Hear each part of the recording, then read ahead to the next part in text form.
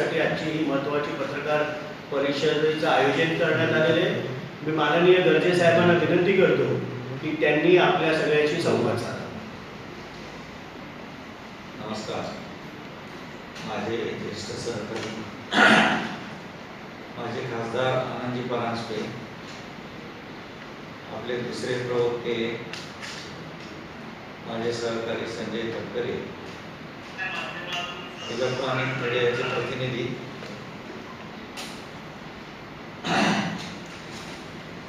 Print मीडियाचे प्रतिनिधी, सर्वांचं मी स्वागत करतो।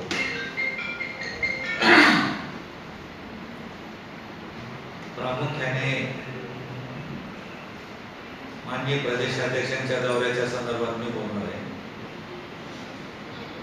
आपल्याला माहिती आहे की जनसन्मान यात्रा आमच्या पक्षाकडून महाराष्ट्रातील सर्व जिल्ह्यामध्ये जाणार आहे। त्या निमित्ताने 14 तारखेला माननीय प्रदेशाध्यक्ष नगरच्या दौऱ्यावर होते। 22 तारखेला माननीय अजितदादांनी पारनेर, अहमदनगर, श्रीगोंदा आणि कर्जत या ठिकाणी जाऊन आमच्या महिला भगिनी ज्या आहेत त्यांना या जनसन्मान यात्रेमधील हेतू सांगितला। नंतर माननीय दादांनी जे बजेट सादर केलेलं होतं, सर्वसामान्यांचं हित, गोरगरिबांचं हित, त्यांचा जो आर्थिक स्तर आहे तो उंचावण्यासाठी ज्या ज्या काही योजना आणलेल्या आहेत महायुती सरकारने, त्या संदर्भात चर्चा केली, मार्गदर्शन केलं आणि त्यांच्या अडीअडचणी सुद्धा समजावून घेतल्या। महिला भगिनी मोठ्या प्रमाणामध्ये रिस्पॉन्स मिळाला। महिला भगिनींनी सुद्धा त्यांना त्यांच्या अडीअडचणी कटाने माननीय प्रदेशाध्यक्षांनी दौरा आयोजित केलेला आहे, पक्षाकडून आपला दौरा आयोजित केलेला आहे। उद्या आणि परवा 2 दिवसाचा दौरा नाशिक जिल्ह्याचा। माननीय प्रदेशाध्यक्ष आज नाशिकला जातील। उद्या त्यांचा सकाळपासूनच दौरा सुरू होईल। पहिल्यांदा ते जिल्हा कार्यकारिणी फ्रंटल सेलचे जिल्ह्याचे लेवलचे अध्यक्ष, ज्या ठिकाणी त्यांचा दौरा होणार नाही अशा ठिकाणचे तालुका अध्यक्ष, फ्रंटल सेल सर्व पदाधिकारी याची ती आढावा बैठक असेल। आढावा बैठक घेताना माननीय अजितदादांनी आणि या महायुती सरकारने ज्या योजना आणलेल्या आहेत नवीन जनहिताच्या, त्या संदर्भातही ते चर्चा करतील। कोणी काय काम केलेलं आहे याचाही आढावा घेतील। ऑक्टोबर मध्ये होणाऱ्या निवडणुका विधानसभेच्या त्या संदर्भातही बोलतील, मार्गदर्शन करतील, कार्यकर्त्यांच्या अडीअडचणी समजावून सांगतील। काही दिवसानंतर माननीय अजितदादांचाही दौरा नाशिक जिल्ह्यात होणार आहे। त्या संदर्भातही पूर्वतयारीच्या दृष्टीने त्याचाही आढावा घेण्यात येईल।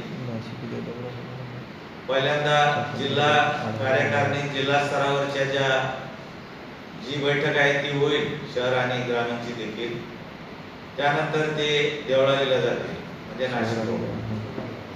तिथे आमच्या आमदार आहेत ताईरेताई, त्यांच्यासह जे पदाधिकारी आहेत, तालुका अध्यक्ष असतील किंवा पदाधिकारी, यांची आढावा बैठक होईल। सिन्नरला जातील। सिन्नरला जाऊन कोकाटे साहेब आमचे आमदार आहेत तिथे, त्यांच्या समेत बैठका होतील, चर्चा होईल, मार्गदर्शन होईल, अडीअडचणी समजावून घेऊन त्यानंतर ते कोपरगावला जातील। तिथे आमचे आमदार आशुतोष काळे साहेब आहेत, त्यांनी नियोजन केलेलं आहे बैठकीचं, त्या ठिकाणी सुद्धा बैठक होईल।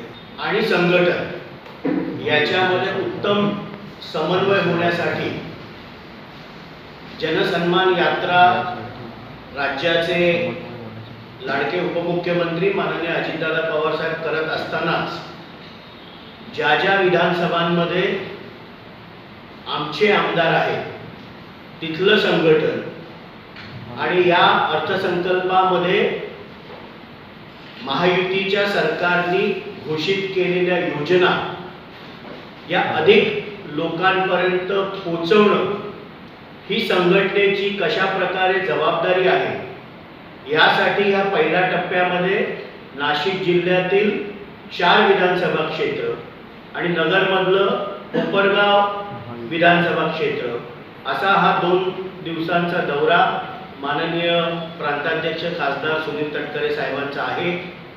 दिल्लीचं अधिवेशन संपल्यानंतर संपूर्ण महाराष्ट्रामध्ये ज्या ज्या विधानसभा क्षेत्रामध्ये आमचे विद्यमान आमदार आहेत तेच प्लस भविष्यामध्ये ज्या विधानसभा क्षेत्र आम्हाला लढवायचे इथे संगणनात्मक बांधणीसाठी माननीय प्रांताध्यक्षांचे दौरे होतील। दौऱ्याबद्दलची सविस्तर माहिती ही आम्ही आपल्याला दिलेली आहे।